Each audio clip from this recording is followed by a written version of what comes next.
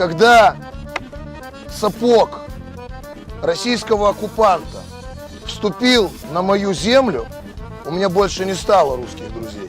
Мы никогда не были близки с русскими, и та история, которая была нам навязана Московией, она совершенно отличается от той истории, которую мы должны учить и должны знать, и которой мы должны учить своих детей.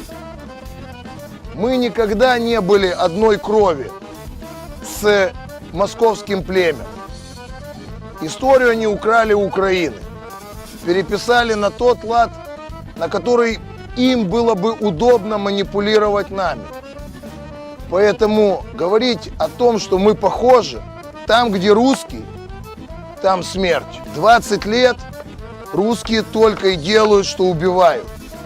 Они начали убивать в Чечне, они продолжили убивать.